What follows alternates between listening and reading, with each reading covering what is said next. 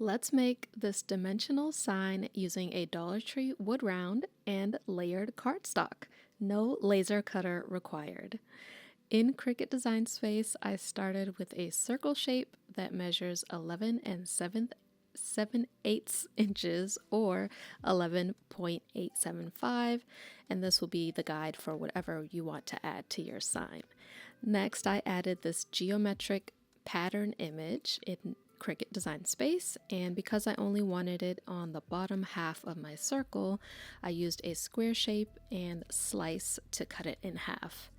Then, to make the top edge neater, I added a long rectangle sized to the same width and used Unite to combine the two. Since my sign will be on my door, I decided to add a greeting. So selecting the text, I typed the word hello and changed the font to I Love Glitter, which is a font you can download free from dafont.com. Don't forget to weld when using cursive fonts so your letters all stay together. Now I thought the font was a little too thin, so I added a slight offset just to make it a little more substantial. Now I thought this was looking like a trellis or decorative patio fencing, so I added some potted plant images, which are from creativefabrica.com, and now it looks like there are some plants sitting on a ledge.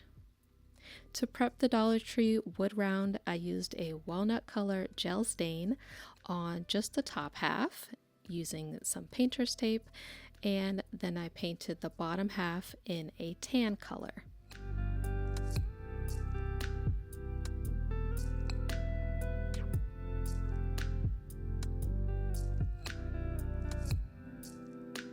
Now, to create the dimensional layers, we are using cardstock, which makes this type of project accessible with any Cricut machine. So using Dollar Tree Posterboard, I cut several layers of the geometric design, and for the text, I used some heavyweight Kraft Cardstock that I had on hand. Now, to save yourself a little time on this repeat step, just increase the project copies on the matte screen before cutting your project. Once all the layers are cut, we just need to glue each one onto the next, and I found these needle tip bottles came in handy for minimizing the glue excess, but that is completely optional. So in all, I cut 4 layers of the geometric design and 3 layers of the text.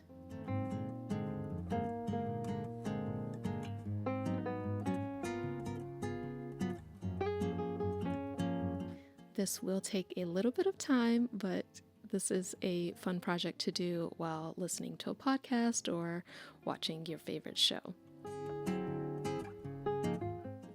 And because I used Posterboard, which has a white inner layer, I decided to add some black paint to some Mod Podge and cover those cutout areas.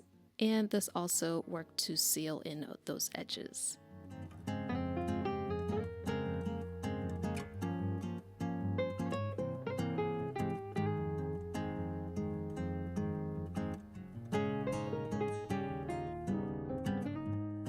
Then for the word cutout, I initially painted it with a gold paint pen, but I went over it again later with a white paint pen for a higher contrast against that tan background.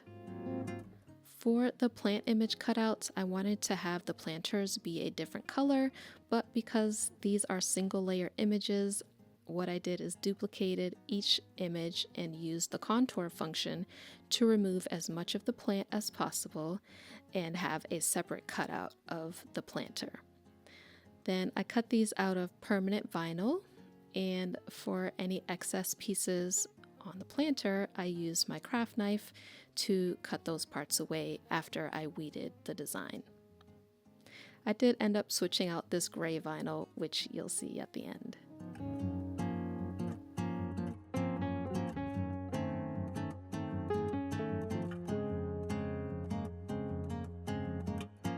Now, once all the pieces are glued together, we just need to add each layer onto the wood round.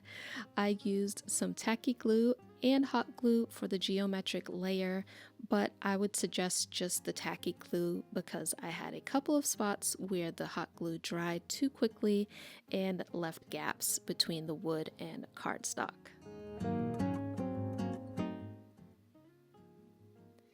You'll see at this point, things are looking a little bit different than at the end because I got some feedback from my family that it was a little bland, so I decided to add more contrast in the lettering and the planter pots. But here is the final look of my layered Dollar Tree wood round door hanger, and I'll be sure to update you on how this holds up to the sun.